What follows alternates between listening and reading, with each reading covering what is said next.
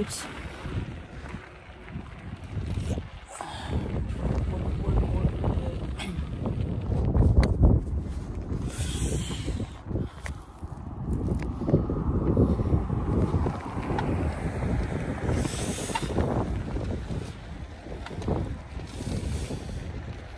Bukas 24 na pala, bilis ang araw dito.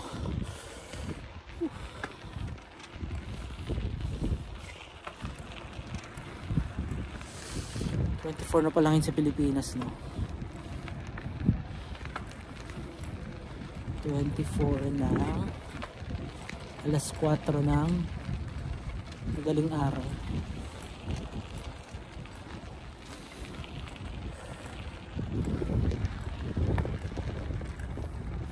Ilang years na rin akong walang Pasko sa Pilipinas. Parang last na Pasko ko doon is 2019. No, 2016. 17, 18, 19, 20. Hindi naman, 2008. 2019 yata. Yes, 4 years na akong hindi nakakauwi ng Pilipinas. Tagal na rin.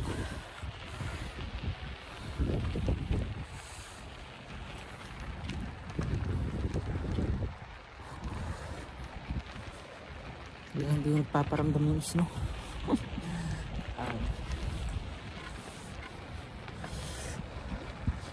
Yung ka-work ko pala, nagkukwento siya sa akin kahapon na kasi galing siya ng student permit, so naging kon siya dito yung pathway is international student siya. Tapos kasama niya yung dependent niya, yung asawa niya at saka yung anak niya. Yung asawa niya is open work permit. Ngayon, after niya makagraduate, maghanap siya ng work and yun, yung agency ko, hindi ng agency na ginamit niya, so inihanap siya ng work at kasama ko siya dito sa work. Kaso yung position na binigay sa kanya is based on category is nasa 5 food counter attendant.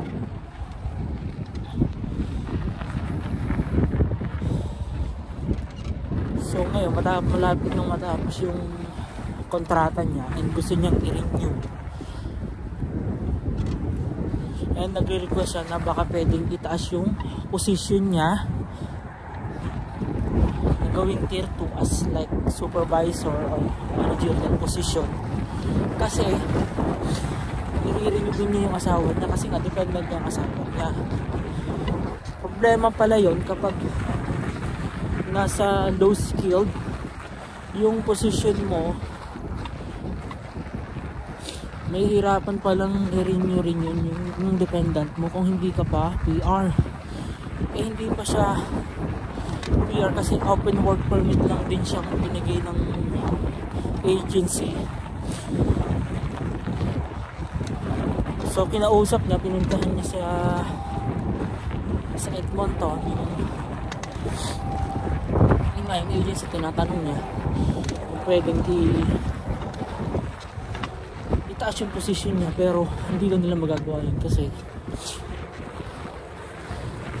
ang panel is pwedeng ma-reject din. Sabi ko, bakit? Paano ma-reject din? Position lang naman yung ibibigay.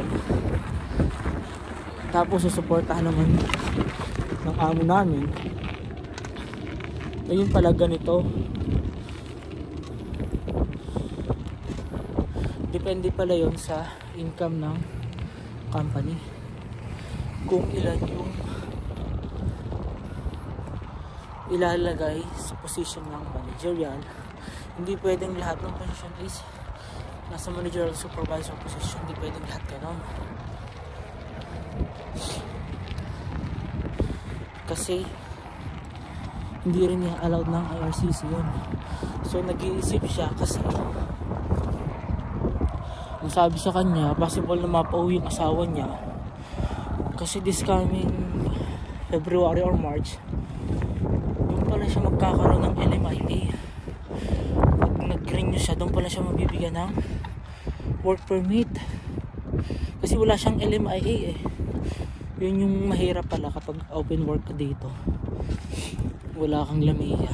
Dapat talaga mas maganda talaga na close work permit kasi yung employer mo doon ka lang talaga. Sa kanya pwede siya mag part time pero hindi rin niya magawa kasi nga full time din naman siya sa trabaho dito.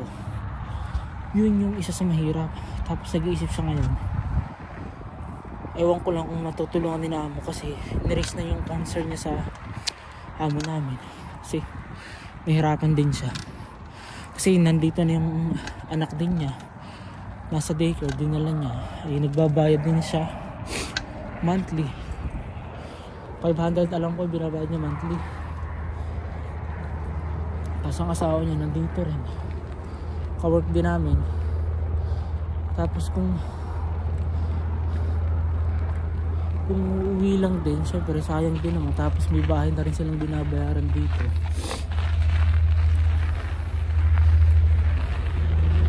Siyempre yung bahay niya hindi naman isang bahay yun. Hindi naman katulad ko na nangungupahan lang ako sa may basement. So kawawa naman. Yun yung problema pala kapag international student ka na low skilled ka.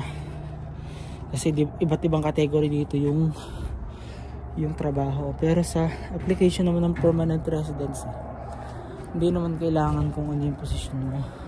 As long as meron kang 1 year experience, tapos every week meron kang